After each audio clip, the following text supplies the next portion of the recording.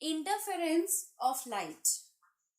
Interference phenomena है जिसमें क्या होता है ये अब आप देखो। सपोज हमारे पास अगर एक सिंगल सोर्स है लाइट का, तो वो सोर्स हर डायरेक्शन में लाइट एमिट करेगा और वो भी यूनिफॉर्मली करेगा। ठीक है, स्फेरिकल वेव फ्रंट बना देगा। क्लियर?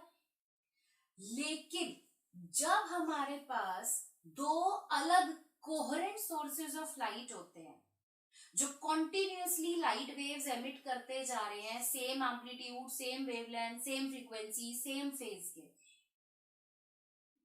तब जो लाइट का डिस्ट्रीब्यूशन होता है वो सेम नहीं होता हर डायरेक्शन में। ठीक है, इस पॉइंट को ध्यान से समझना। सिंगल सोर्स ऑफ लाइट है तो वो हर डायरेक्शन में इक्वल अमाउंट में लाइट एनर्जी को डिस्ट्रीब्यूट करेगा। लेकिन अगर सिंगल सोर्स की जगह दो कोहेरेंट सोर्सेज ऑफ लाइट आ जाएं जिनमें वेवलेंथ, फ्रीक्वेंसी, फेज सब सेम हो, तो ऐसी सोर्सेज हर डायरेक्शन में सेम अमाउंट में लाइट एनर्जी नहीं डिस्ट्रीब्यूट करती। तो फिर होता क्या है, जब ऐसी दो वेव्स आपस में मिलती हैं, ठीक है, टू कोहेरेंट सोर्सेज हैं, they will emit two waves. तो जब ऐसी दो वेव्स आपस में मिलती हैं, आपस में सुपर इम्पोज करती हैं, तो एक पैटर्न बनता है जिसको इंटरफेरेंस बोलते हैं। अगर एक वेव का क्रेस्ट दूसरे वेव के क्रेस्ट पे ही फॉल करे या फिर ट्रफ दूसरी वेव के ट्रफ पे ही फॉल करे, जब ऐसा होता है तो इस कंडीशन में जो रिजल्टेंट एम्पलीट्यूड होता है वो मैक्सिमम होता है एंड हेंस जो रिजल्टेंट इंटेंसिटी होगी वो भी मैक्सिमम होगी। क्योंकि जब क्रेस्ट के साथ और ट्रफ के साथ सुपर इम्पोज करेगा तो मैक्सिमम इंटेंसिटी, मैक्सिमम एम्पलीट्यूड आपको मिलेगा। ये मैंने आपको सुपरपोजिशन प्रिंसिपल में भी बताया था। ठीक, लेकिन जब एक वेव का क्रेस्ट या ट्रफ दूसरी वेव के ट्रफ या क्रेस्ट पर अगर गिरे तो उस कंडीशन में जो रिजल्टेंट एम्पलीट्यूड होगा वो मिनिमम होगा। And by the word minimum we mean zero. And hence जो रिजल्टेंट इंटेंसिटी होगी, रिजल्टेंट एम्पलीट्यूड, रिजल्टेंट इंटेंसिटी मतलब दो कोहेरेंट सोर्सेज ऑफ लाइट जब आपस में सुपर इम्पोज करेंगे तो वो एक रिजल्टेंट वेव बनाएंगे। उस रिजल्टेंट वेव का एम्पलीट्यूड और इंटेंसिटी कितना होगा? ठीक है, तो जब एम्पलीट्यूड मिनिमम होगा सो इंटेंसिटी भी मिनिमम ही होगी, जीरो। तो ये जो यहां पर अब देखो मॉडिफिकेशन आ गया लाइट में, कुछ जगह पे मैक्सिमम इंटेंसिटी मिल रही है तो कुछ जगह पे मिनिमम इंटेंसिटी मिल रही है। यूनिफॉर्म डिस्ट्रीब्यूशन ऑफ लाइट नहीं है। सो ये जो एनर्जी डिस्ट्रीब्यूशन है इसे इंटरफेरेंस कहते हैं। ठीक है, interference of light is the phenomenon of redistribution of light energy, redistribution of light energy in a medium on account of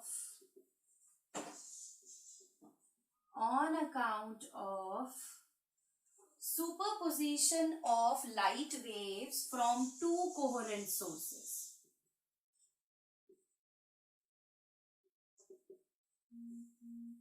समझ आया? जब दो कोहेरेंट सोर्सेस से जो लाइट एमिट हो रही है जब वो दोनों लाइट वेव्स आपस में सुपर इम्पोज कर जाएं तो लाइट एनर्जी डिस्ट्रीब्यूट हो जाती है। कैसे? कुछ जगह पे मैक्सिमम होगी, कुछ जगह पे मिनिमम होगी। इस फिनोमिनन को इंटरफेरेंस कहते हैं। ठीक, जिन पॉइंट्स पर रिजल्टेंट इंटेंसिटी मैक्सिमम होगी, ठीक है, जिन पॉइंट्स पर रिजल्टेंट इंटेंसिटी मैक्सिमम होगी वहां पर इंटरफेरेंस को बोलेंगे कंस्ट्रक्टिव इंटरफेरेंस। ध्यान रखना। और जिन पॉइंट्स पर रिजल्टेंट इंटेंसिटी मिनिमम होगी वहां पर इंटरफेरेंस को बोलेंगे डिस्ट्रक्टिव। सो आपका जो इंटरफेरेंस पैटर्न हमें मिलेगा वो कंस्ट्रक्टिव डिस्ट्रक्टिव इन दोनों से मिलकर बना होगा। ठीक है, समझ आया? आई होप ये पूरी चीज आपको क्लियर है। सिंगल सोर्स ऑफ लाइट है तो वो हर डायरेक्शन में equal amount of light energy distribute करेगा। लेकिन अगर एक सिंगल सोर्स नहीं है, there are two coherent sources of light, तो वो लाइट एनर्जी को हर डायरेक्शन में यूनिफॉर्मली डिस्ट्रीब्यूट नहीं करेगा। कुछ जगह पे इंटेंसिटी ज्यादा होगी, कुछ जगह पे इंटेंसिटी कम होगी।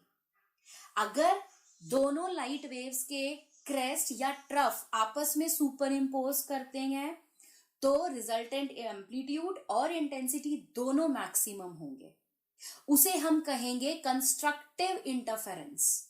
और जब एक वेव का क्रेस्ट या ट्रफ दूसरे वेव की ट्रफ या क्रेस्ट पे सुपर इम्पोज करेगा तो उस कंडीशन में resultant amplitude and hence resultant intensity minimum होंगी, जीरो होंगी।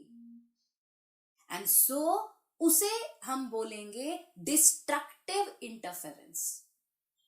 सो ये जो फिनोमिना है कि आप लाइट एनर्जी को डिस्ट्रीब्यूट कर रहे हो, किस वजह से? सुपरपोजिशन होने की वजह से। किसका सुपरपोजिशन हो रहा है? दो लाइट वेव्स का जो दो कोहेरेंट सोर्सेज से एमिट होकर आ रही हैं। इसे इंटरफेरेंस कहते हैं। ठीक है, बताइए कोई डाउट? एंड इंटरफेरेंस का जो पैटर्न है वो सबसे पहले there was one scientist by the name Young. ठीक है, इस साइंटिस्ट ने सबसे पहले 1802 में अपना एक डबल स्लिट एक्सपेरिमेंट परफॉर्म किया था और इंटरफेरेंस पैटर्न ऑब्टेन किया था। ठीक है, it was a very simple experiment. क्या था अब ये समझते हैं। Young's double slit experiment. Double slit मतलब दो स्लिट्स यूज करके यंग ने एक्सपेरिमेंट परफॉर्म किया जिसमें इंटरफेरेंस का पैटर्न ऑब्टेन किया गया।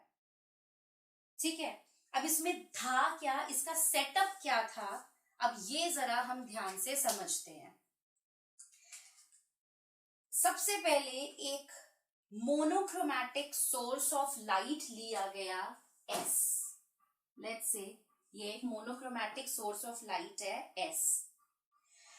इस सोर्स को एक नैरो स्लिट ली गई। Slit means opening. ठीक है, there was a narrow slit जिसकी विड्थ बहुत ज्यादा नहीं थी, अप्रोक्सीमेटली 1 मिलीमीटर की ही विड्थ थी, बस बहुत पतली सी एक स्लिट ली गई। ठीक है, और इस स्लिट के पास हमने एक मोनोक्रोमैटिक लाइट सोर्स रखा हुआ है। लेट्स से थोड़े से और डिस्टेंस पे अप्रोक्सीमेटली 10 सेंटीमीटर के डिस्टेंस पर दो स्लिट्स और बनाई गई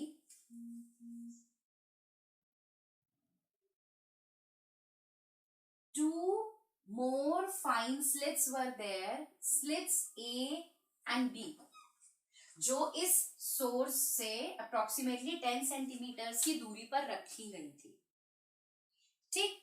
और इन दोनों स्लिट्स के बीच में भी सिर्फ 0.5 मिलीमीटर का ही सेपरेशन था, मतलब बस इतना सा दूरी ये दोनों रखी गई, 0.5 mm, ठीक है। और बहुत लंबे डिस्टेंस पर अप्रोक्सीमेटली 2 मीटर्स की दूरी पर, 2 मीटर्स फ्रॉम द स्लिट्स, ठीक है, अप्रोक्सीमेटली 2 मीटर्स की दूरी पर एक, यहां बनाती हूं, एक स्क्रीन रखी गई जिस पर पैटर्न ऑब्जर्व किया जाएगा, ठीक। जब यंग ने ये एक्सपेरिमेंट किया कि एक मोनोक्रोमैटिक सोर्स ऑफ लाइट लिया, एक स्लिट ली, उस स्लिट के आगे 2 और छोटे छोटे ए एंड बी स्लिट्स रखे, तो उसने स्क्रीन पर ऑब्जर्व किया कि ऑल्टरनेट ब्राइट डार्क बैंड्स मिले, बैंड्स का हो या फ्रिंजेस भी बोलते हैं, बैंड्स या फिर फ्रिंज,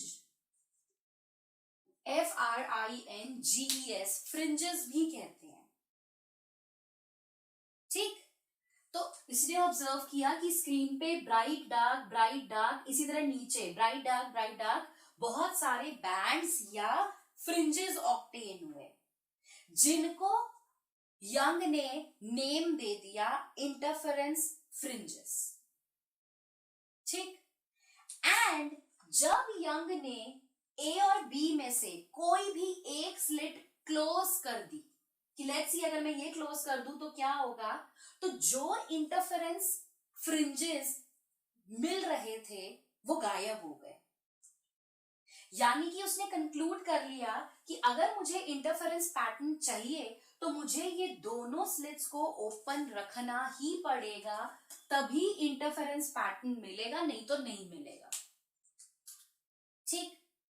फिर यंग ने दिमाग लगाना शुरू करा कि रीजन क्या है कि मुझे ऑल्टरनेट ब्राइट डार्क फ्रिंजेस मिल रहे हैं। तो इन चीजों को एक्सप्लेन करने के लिए what he did, of course the reason is interference pattern, but ये हुआ कैसे, देखो हाइजेंस प्रिंसिपल क्या कहता है कि भाई प्राइमरी वेव फ्रंट है, प्राइमरी वेव फ्रंट से सेकेंडरी वेवलेट्स और सेकेंडरी वेवलेट से सेकेंडरी वेव फ्रंट बनेगा, ठीक। तो यंग ने हाइजेंस का प्रिंसिपल ही लगाया, जो मोनोक्रोमैटिक सोर्स ऑफ लाइट है एस, इस मोनोक्रोमैटिक सोर्स ने स्फेरिकल वेव फ्रंट्स एमिट करना शुरू किया, स्फेरिकल ही होंगे क्योंकि पॉइंट सोर्स है, सो स्फेरिकल वेव फ्रंट्स एमिट करना शुरू कर दिया। अब देखो रेड मार्कर से जो मैं बनाऊंगी वो क्रेस्ट होंगे, ब्लू मार्कर से जो बनाऊंगी वो ट्रफ होंगे, ठीक है। सो लेट्स से इस मोनोक्रोमैटिक सोर्स ऑफ लाइट में क्रेस्ट ट्रफ ये एमिट करना शुरू कर दिया, let's say this is trough, फिर से क्रेस्ट ट्रफ, यही ऑब्टेन होते जाएंगे, these are the spherical wave fronts, again crest and trough. So it started, please ध्यान रखना रेड वाले क्रेस्ट हैं, ब्लू वाले ट्रफ हैं, ठीक है। तो मोनोक्रोमैटिक सोर्स ऑफ लाइट ने स्फेरिकल वेव फ्रंट्स एमिट करना शुरू कर दिया। अब ये जो क्रेस्ट ट्रफ एमिट हो रहे हैं, they will reach these two slits simultaneously, एक साथ ये दोनों ए और बी स्लिट्स पर पहुंचे, ठीक।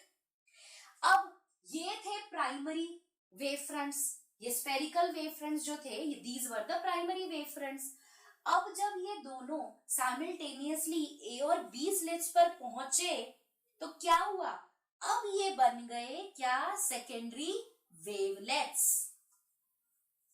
ठीक है, क्योंकि ये डिस्टर्बेंस ही तो है जो आगे आगे ट्रैवल करके जा रही है फॉरवर्ड डायरेक्शन में।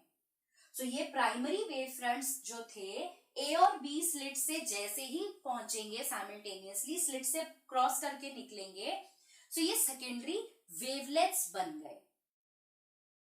अब दोनों जो यहां से सेकेंडरी वेवलेट्स एमिट हो रहे हैं, दोनों के लिए एम्पलीट्यूड फ्रीक्वेंसी सेम है and there is a zero phase difference let's say. तो अब क्या होगा, ये भी अपने क्रेस्ट और ट्रफ एमिट करना स्टार्ट कर देंगे। सो लेट्स से यहां से भी क्रेस्ट ट्रफ ये एमिट हो रहे हैं।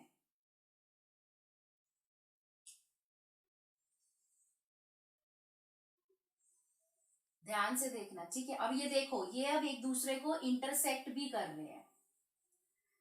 सो इस तरह से, अब मैं सारा नहीं बना रही, इस तरीके से बहुत सारे इस आपको क्रेस्ट ट्रफ मिलते चले गए, जो आपस में क्या कर रहे थे, एक दूसरे के साथ सुपर इम्पोज।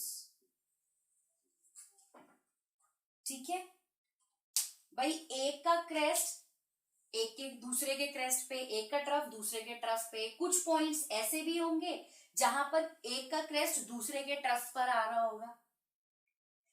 तो जिन पॉइंट्स पर दोनों के क्रेस्ट और ट्रफ ओवरलैप कर रहे होंगे, वो बनाएगा bright band.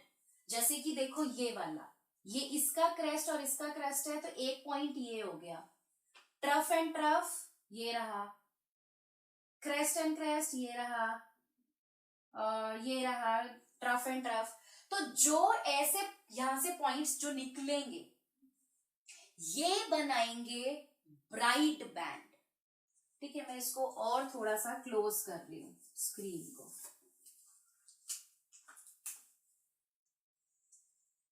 Let's say this is the screen. So क्या नजर आएगा यहां पर कि जहां पे क्रेस्ट एंड क्रेस्ट ने ओवरलैप किया, ध्यान से सुनना, ठीक है, जहां से क्रेस्ट एंड क्रेस्ट ने ओवरलैप किया और जहां पर ट्रफ एंड ट्रफ ने ओवरलैप किया, वहां बने ब्राइट बैंड्स। ये मैं ग्रीन से बना रही हूं, ब्राइट बैंड्स।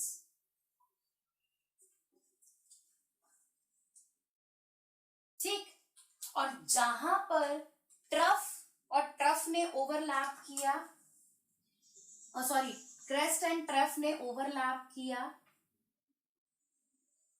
वहां बने डार्क बैंड्स।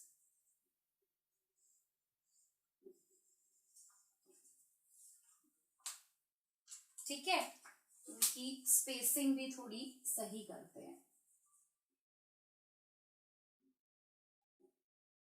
बिकॉज ये जितने भी बैंड्स थे दे वर ऑल इक्वली स्पेस्ड, बिल्कुल सेम स्पेसिंग पर थे।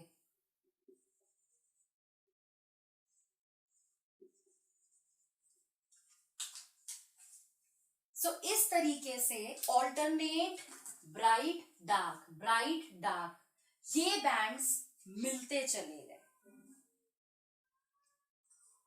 ठीक है, समझ आया? इस वजह से इंटरफेरेंस मिला।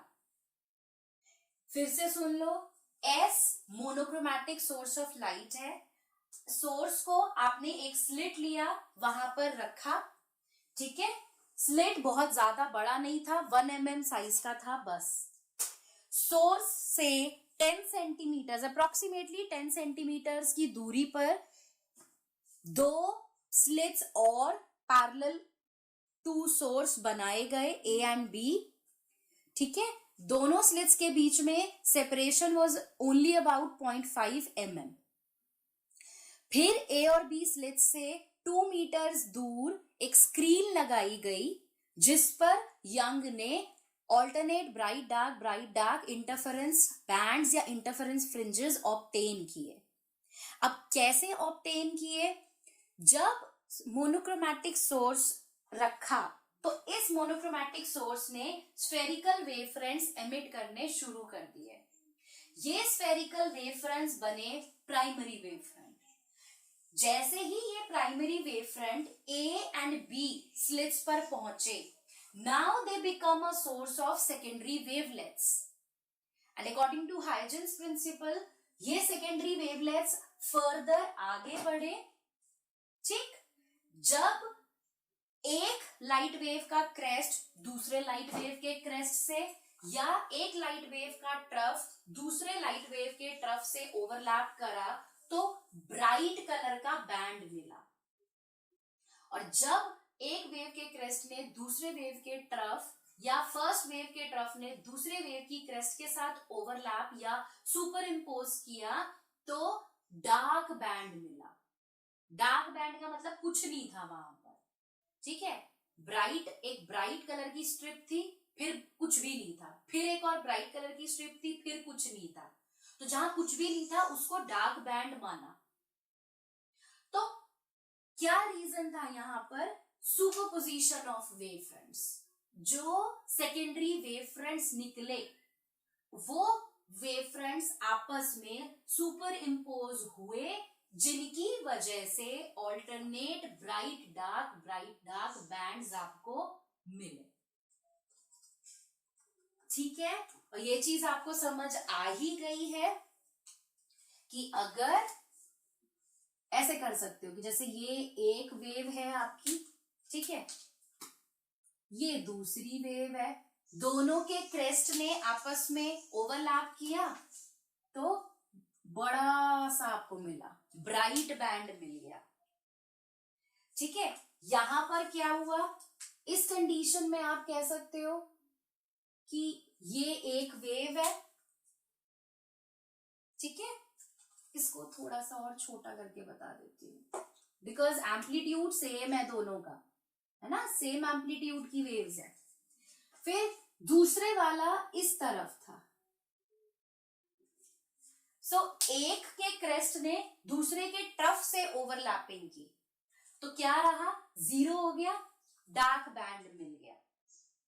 इसी तरीके से यहां पे भी आप देख सकते हो कि मान लीजिए ये एक वेव है, ये दूसरे वाली वेव है, ऑलमोस्ट सेम एम्पलीट्यूड की, हेंस इन्होंने रिजल्टेंट वेव बनाई जिससे ब्राइट बैंड मिल गया।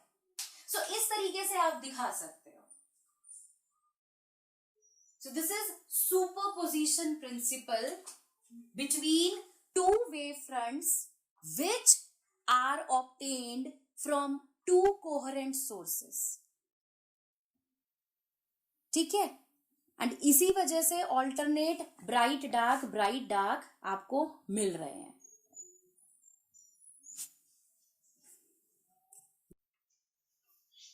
In interference, we have understood this point that constructive interference, it is said to take place when the resultant intensity is maximum.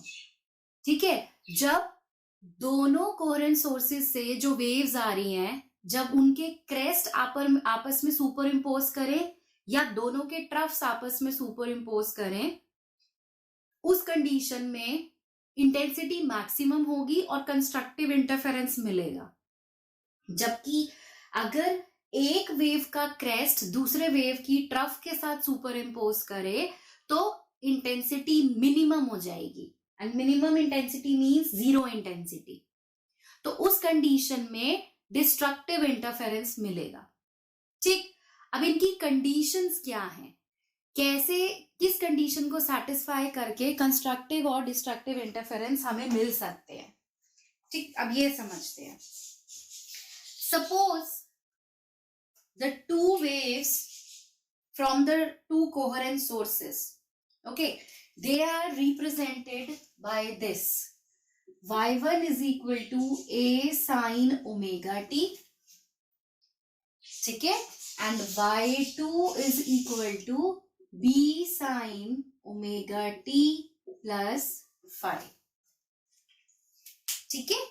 A and B क्या है? A and B are the amplitudes of the two waves, right? Phi is the constant phase angle by which this second wave is leading the first wave, ठीक है बेटा, इतने angle से second wave first wave से आगे है। अब ये दोनों वेव्स एक साथ आ रही है, now they will superimpose and it will generate the interference pattern. तो सुपरपोजिशन होगा, सुपरपोजिशन होने पर रिजल्टेंट वेव जो आएगी,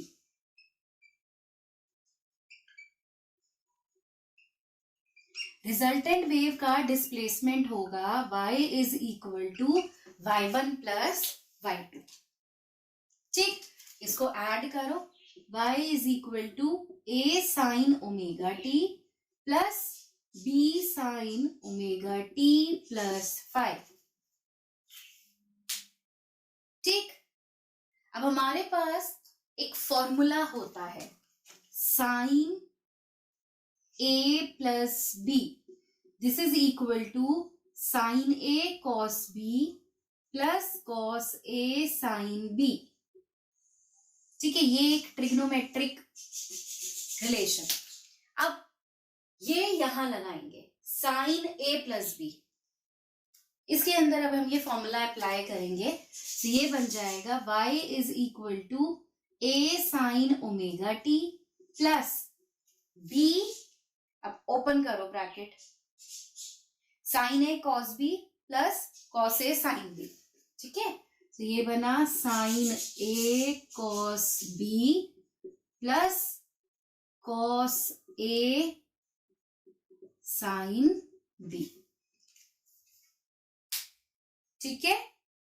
अब ये दो टर्म्स है मेरे पास, इन दोनों टर्म्स में से साइन ओमेगा टी कॉमन ले लेते हैं, सो साइन ओमेगा टी हम कॉमन ले रहे हैं, सो ये बना a प्लस बी कॉस 5, ठीक, plus cos omega t into b sine 5, इसको ऐसे लिख देते हैं, राइट।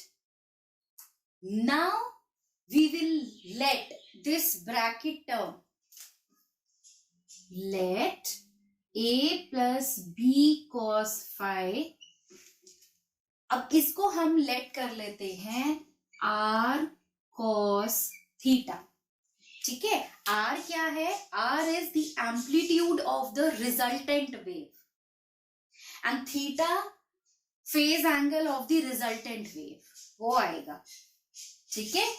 इसी तरीके से ये वाली जो टर्म है b साइन 5,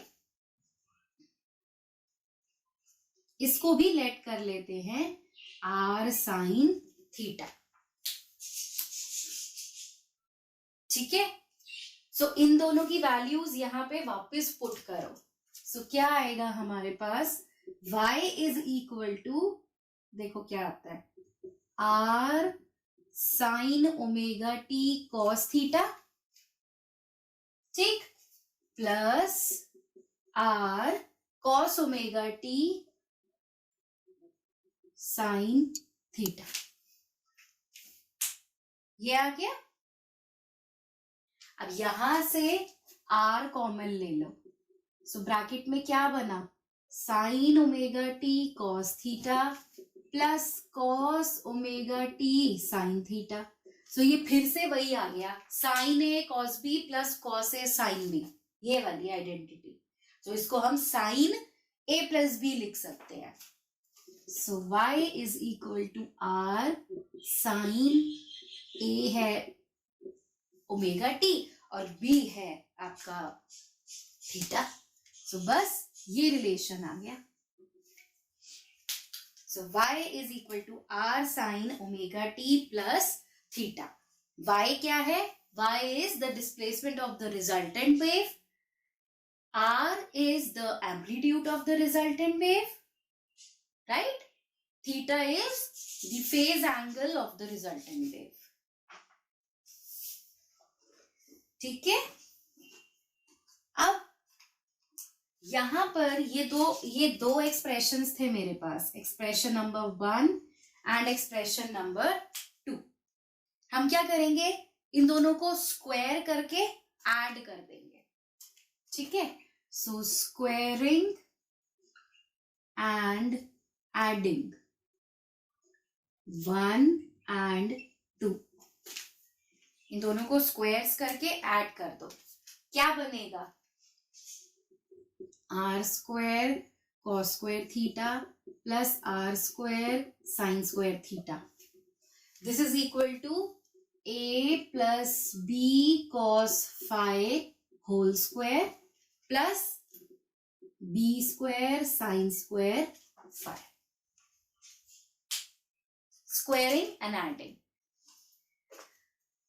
यहां से आर स्क्वायर कॉमन ले लो, क्या बन गया, cos square theta plus sine square theta. This is equal to, इसको ओपन कर लो, this is A plus B whole square. So ये खुल जाएगा ब्रैकेट आपका A square plus B square plus 2ab, right, plus B square sine square five. ये आ गया. अब cos square theta plus sine square theta 1 होता है, तो ये बन गया R square into 1. This is equal to A square plus B square. इन दोनों टर्म में से बी स्क्वायर कॉमन ले लो, तो ये बचेगा cos square 5 plus sine square 5, जो फिर से 1 हो जाएगा. ठीक है, प्लस 2ab कॉस 5. सो यहां से आपके पास रिजल्टेंट एम्पलीट्यूड का फॉर्मूला आ गया, A square plus B square plus 2ab cos 5 under root. So ये आपका जो रिजल्टेंट वेव आएगी उसका एम्पलीट्यूड का मैग्नीट्यूड कैसे निकालेंगे, ये फॉर्मूला यूज करके, under root A square plus B square plus 2ab cos 5.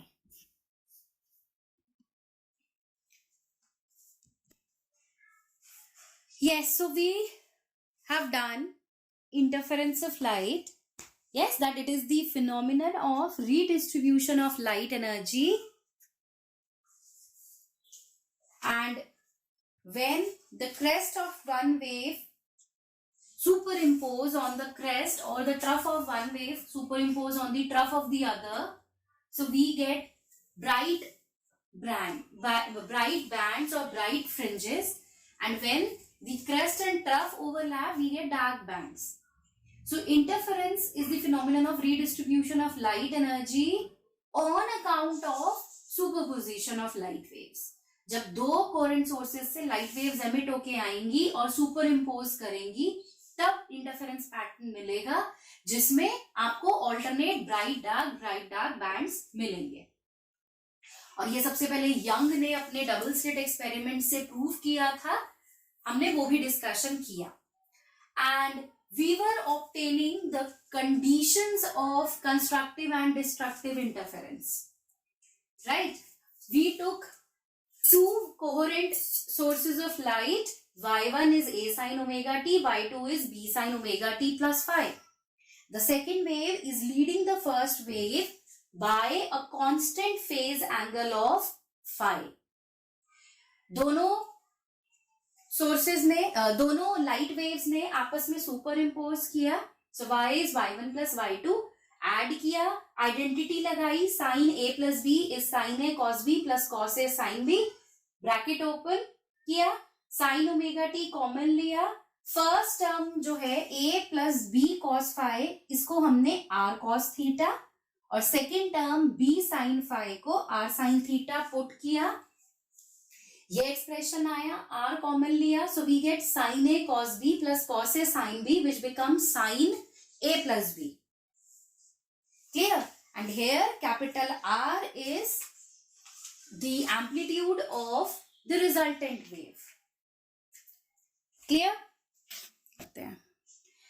Now these two expressions, what we do, we square them and add them.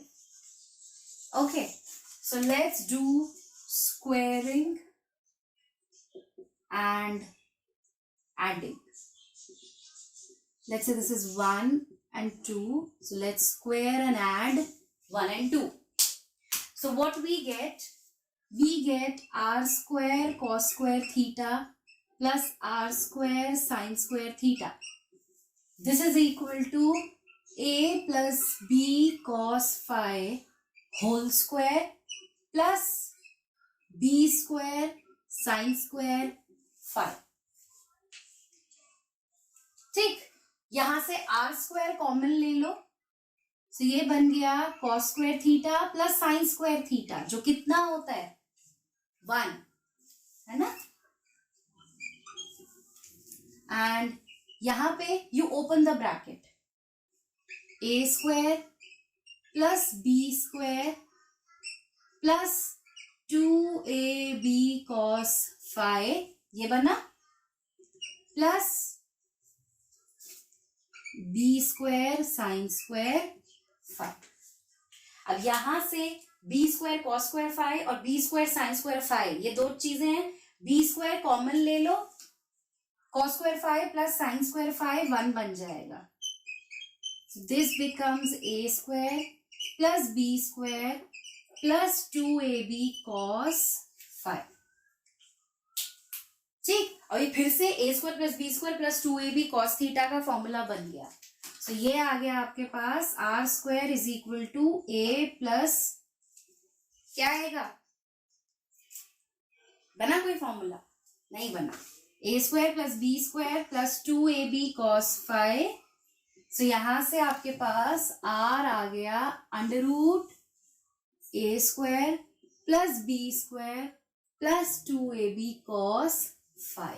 ये फॉर्मूला बहुत इंपॉर्टेंट है, इसको आप ध्यान रखेंगे. So the amplitude of the resultant wave, this is given by this expression, r is equal to a square plus b square plus 2ab cos phi. Clear? Now intensity का हमें पता है that intensity is directly proportional to amplitude square. Correct? And if you remove the proportionality sign, we get a constant k. So ये अब use करते हैं. So यहां पर I1 बन जाएगा k into a square. First wave का amplitude small a था, सेकेंड वेव का एम्पलीट्यूड स्मॉल b था. So I2 becomes k b square. Correct? And I, the intensity of the resultant wave, so let's say IR, this becomes K into capital R square. तो ये values R की आप यहाँ डाल सकते हो. So what we get, IR is equal to K A square plus B square plus 2AB cos phi. इसको open कर लो.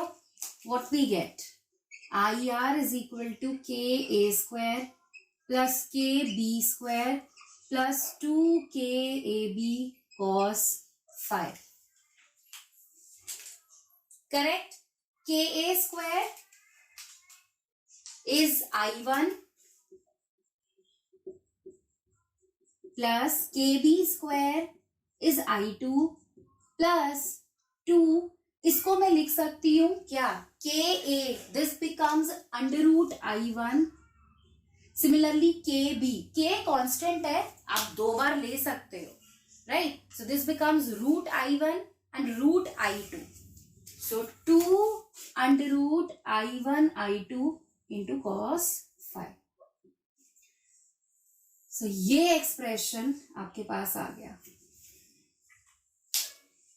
I1 and I2, these are the intensities of the light waves from two coherent sources. ठीक है? Phi is the phase angle between the two waves. So resultant wave की क्या intensity होगी? I1 plus I2 plus 2 root I1 I2 cos phi. Clear है?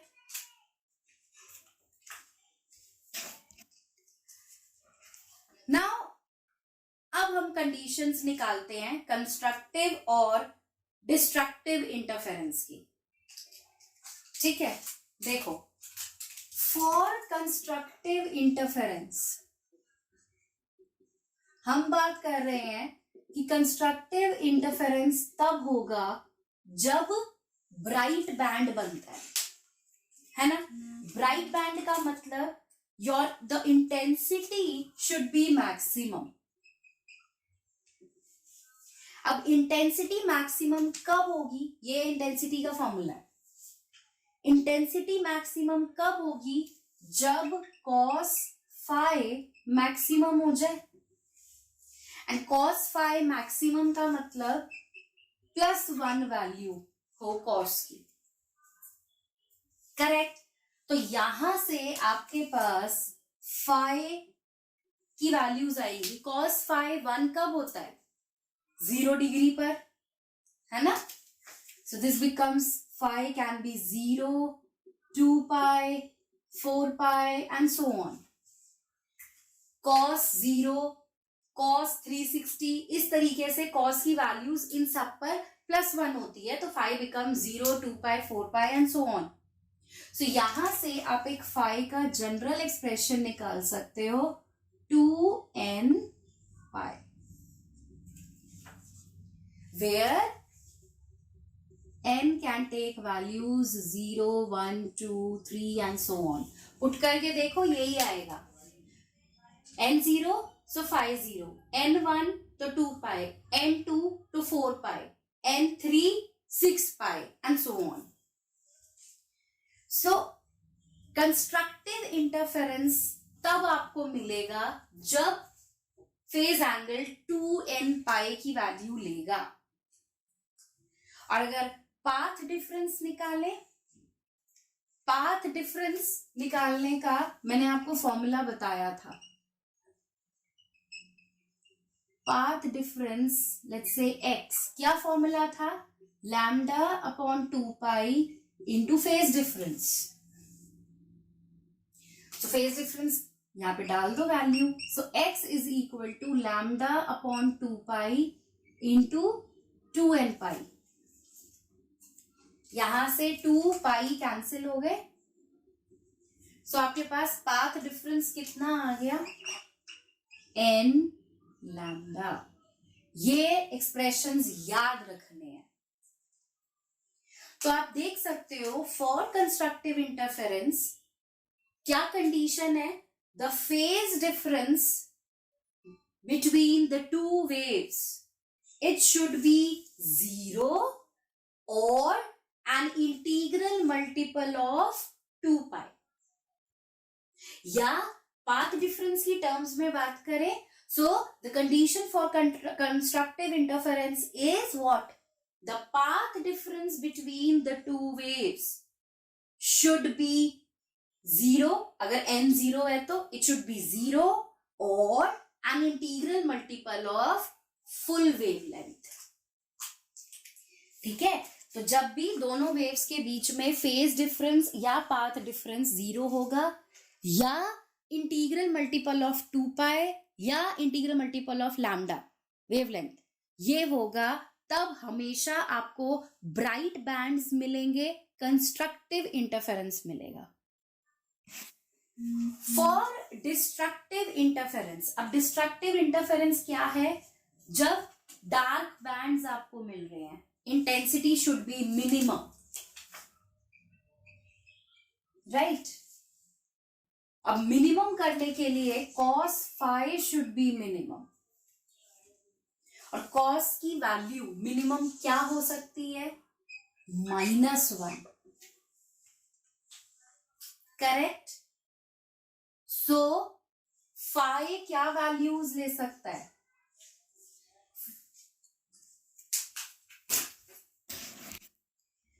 ठीक है. So you take the odd values of pi.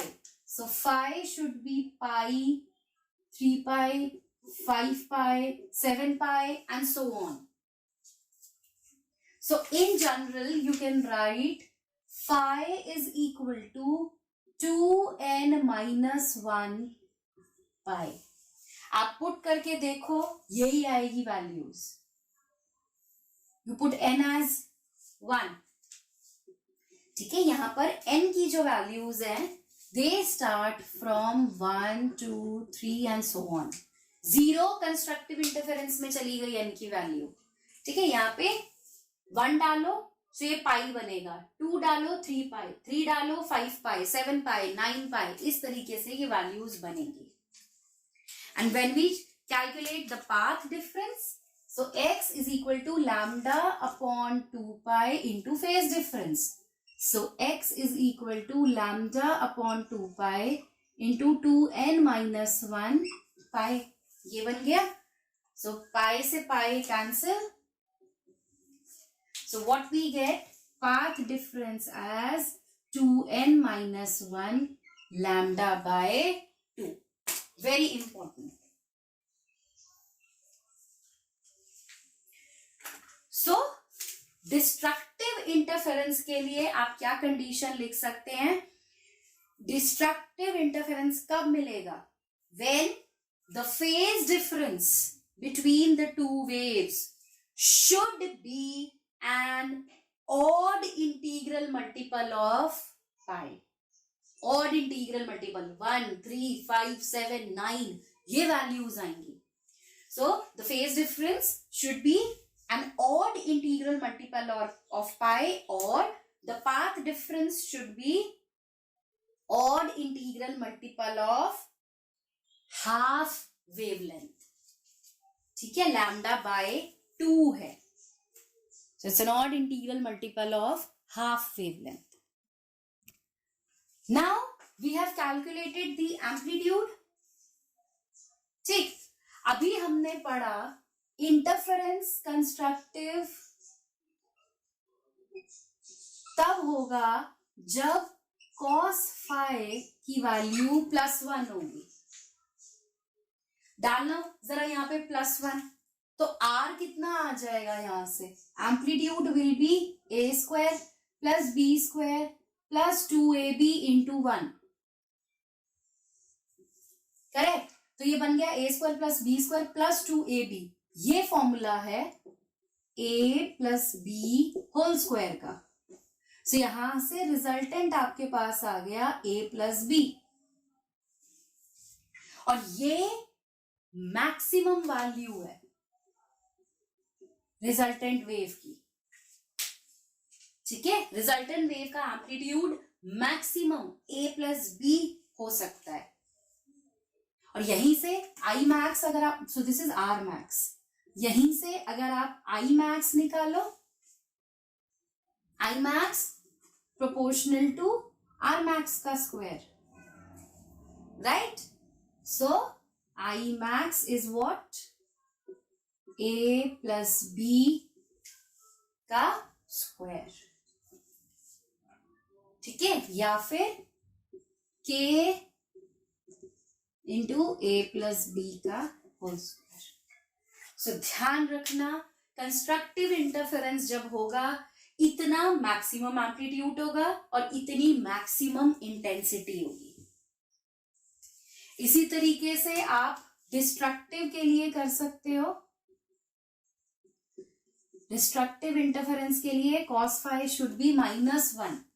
तो यहाँ पे -1 put कर दो cos phi को. तो ये बन जाएगा √a² + b² - 2ab, which is a - b whole square. Right. तो यहां से r मिनिमम आपके पास आ जाएगा a - b. So this is the minimum value of the amplitude. And similarly intensity भी आप लिख सकते हो. So I minimum proportional to R minimum square. So this becomes A - b whole square, or k into a minus b whole square. If we take the ratio of the intensities I max to I minimum, so I max to I minimum will be a plus b whole square upon a minus b whole square.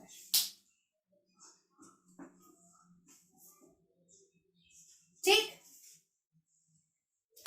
एक और condition हम यहां लगा सकते हैं, if a is equal to b, अगर दोनों waves के एम्पलीट्यूड्स बिल्कुल सेम हो जाएं, सो आर मैक्स क्या बन जाएगा, a plus A which is 2a, और आर मिनिमम क्या बन जाएगा, a minus A which is 0. ठीक है, इसका क्या मतलब हुआ, इसका मतलब ये हुआ कि जो आपको डार्क फ्रिंजेस मिलेंगे they will be completely and perfectly dark, और जो आपको ब्राइट फ्रिंजेस मिलेंगे they will be the brightest, rather best bright fringes आपको मिलेंगे जब आप दोनों वेव्स ऐसी लेते हो जिनका एम्पलीट्यूड बिल्कुल सेम है. यहां पे सबसे बेस्ट इंटरफेरेंस पैटर्न आपको मिलेगा, एकदम क्लियर, बहुत अच्छे से आपको ऑल्टरनेट ब्राइट डार्क फ्रिंजेस दिख जाएंगे. If the widths of the two slits A and B that we have taken, let's say is W1 and W2, and let's say A से I1 इंटेंसिटी की wave emit हो रही है और B से I2 intensity की wave emit हो रही है, सो यहां पर एक सीधा सीधा रिलेशन आता है, W1 by W2 is equal to I1 by I2. Width के साथ ये रिलेशन है और एम्पलीट्यूड के साथ ये रिलेशन है, a square upon b square. Now interference and energy conservation. अब क्या इंटरफेरेंस पैटर्न में एनर्जी कंजर्व रहती है, अब ये पता करने के लिए हम क्या करते हैं, देखो इंटरफेरेंस पैटर्न में अगर हम आई मैक्स और आई मिनिमम देखें, so maximum intensity is k a plus b whole square and minimum intensity is k a minus b whole square. so अगर यहां से हम average intensity निकालें, if we calculate average intensity, average means the mean of the intensities, so we get I average as I max plus I min by 2.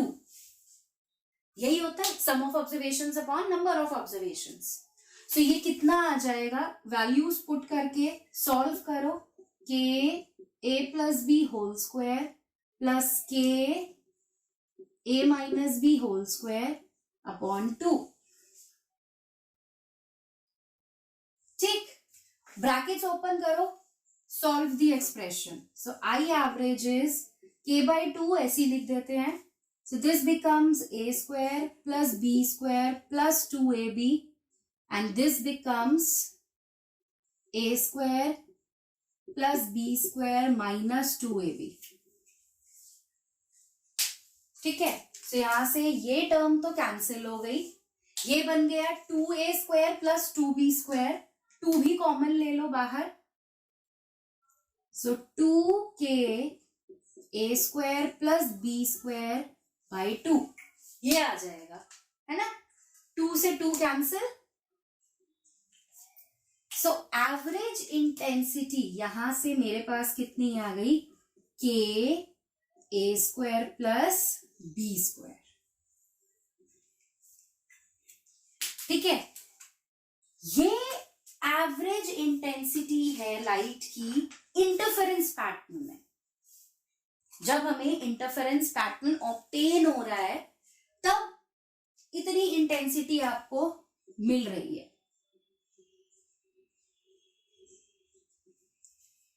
ठीक है, मान लो interference नहीं मिलता, अगर if there was no interference, मैंने कोई भी ए और बी में से एक स्लिट बंद कर दी, so there is no interference pattern.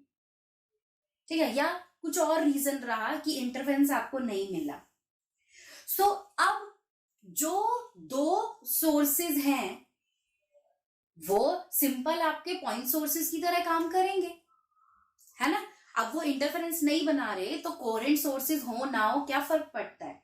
तो ऐसे सोर्सेज के लिए जब हम इंटेंसिटी कैलकुलेट करेंगे तो वो इंटेंसिटी सिंपल क्या होगी, I1 प्लस I2, कि दो लाइट सोर्सेज हैं, दोनों लाइट सोर्सेज से लाइट वेव्स आ रही हैं, आपस में सुपर इम्पोज कर रही हैं विदाउट इंटरफेरेंस। सो ये कितना बन गया, so I is equal to KA square plus KB square. यही है I1 और I2 की वैल्यूज। तो K यहां से कॉमन ले लो, तो ये क्या बन गया, A square plus B square. और देखो ये और ये एक्सप्रेशन बिल्कुल सेम है। इसका क्या मतलब हुआ कि इंटरफेरेंस पैटर्न में जो लाइट इंटेंसिटी है वो सिर्फ और सिर्फ रीडिस्ट्रीब्यूट हो जाती है। मतलब डार्क फ्रिंजेस से जितनी भी लाइट इंटेंसिटी है वो सारी डिस्ट्रीब्यूट कहां हो गई, ब्राइट फ्रिंजेस में। Energy is being transferred from the regions of destructive interference to the regions of constructive interference. कोई एनर्जी क्रिएट नहीं हुई, कोई एनर्जी डिस्ट्रॉय नहीं हुई, सिर्फ डार्क बैंड से ब्राइट बैंड्स में एनर्जी का ट्रांसफर हो गया। Hence, we can say that interference obeys the principle of energy conservation. ठीक है, इंटरफेरेंस में भी एनर्जी कंजर्व हो रही है। जो भी लाइट डार्क बैंड्स में थी, या जो भी लाइट एनर्जी बोलते हैं, जो भी लाइट एनर्जी डार्क बैंड्स के पास थी वो सारी की सारी उन्होंने ट्रांसफर कर दी ब्राइट बैंड्स में। इसीलिए ये वाले बैंड्स ब्राइट हो गए, ये डार्क हो गए। कुछ बैंड्स ने अपनी सारी एनर्जी दूसरे बैंड्स को दे दी, तो जिनको एनर्जी गेन कर ली वो ब्राइट बन गए, जिन्होंने एनर्जी डोनेट कर दी वो डार्क बैंड्स बन गए। तो सिंपल ट्रांसफर ऑफ एनर्जी हुआ है यहां पर, कोई एनर्जी क्रिएट नहीं करी, कोई एनर्जी डिस्ट्रॉय नहीं करी। So interference obeys energy conservation principle. अब यहां पर तो इंटरफेरेंस पैटर्न ऑब्टेन करने के लिए हमने मोनोक्रोमैटिक लाइट ली थी, है ना, सिंगल कलर लाइट ली थी। If suppose instead of monochromatic light we take a white light, फिर क्या होगा,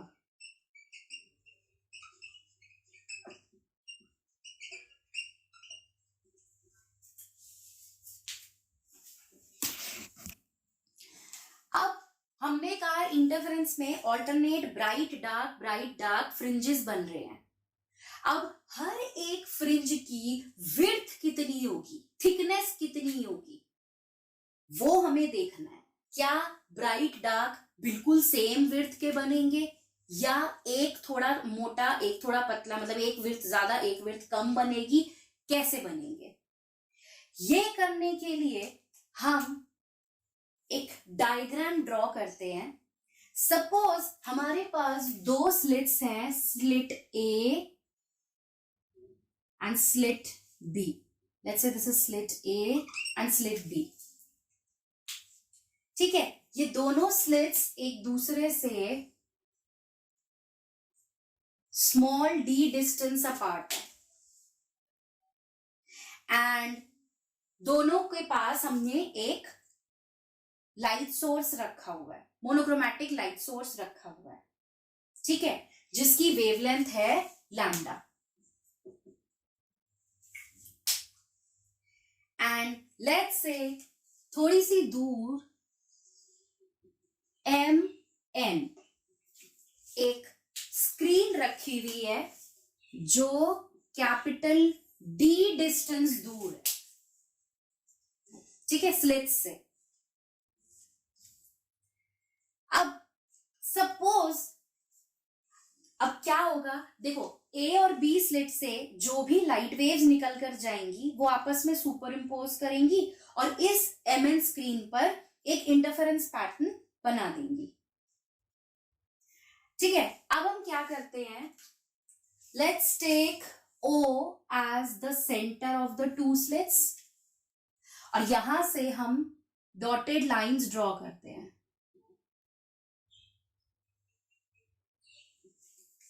Let's say this point is E and F. So let's say draw AE and BF perpendicular and of course यहां से भी ले लेते हैं एक, इसको C ले लो, central point. So draw AE, OC and BF perpendicular to the screen MN, ठीक। और यहां पर इंटेंसिटी निकालने के लिए हम कोई भी एक पॉइंट ले लेते हैं, लेट्स से यहां पर एक P पॉइंट ले लेते हैं जो सेंटर से X डिस्टेंस दूर है। यहां से हम दो वेव्स लेते हैं, एक वेव जो A स्लिट से इस P पॉइंट पर पहुंची और एक दूसरी जो B स्लिट से इस P पॉइंट पर पहुंची, ठीक है। ये दो लाइट वेव्स हैं जो यहां से यहां जा रही हैं और ये दोनों वेव्स P पॉइंट पर सुपर इम्पोज कर रही हैं। तो सुपर इम्पोज कर रही हैं, अब इंटरफेरेंस पैटर्न बनाना है, तो लेट्स टेक कि P पॉइंट पर अब ब्राइट फ्रिंज बन रही है या डार्क फ्रिंज बन रही है, ये डिपेंड करेगा जब हम कंस्ट्रक्टिव और डिस्ट्रक्टिव इंटरफेरेंस की कंडीशंस लेंगे, ठीक है।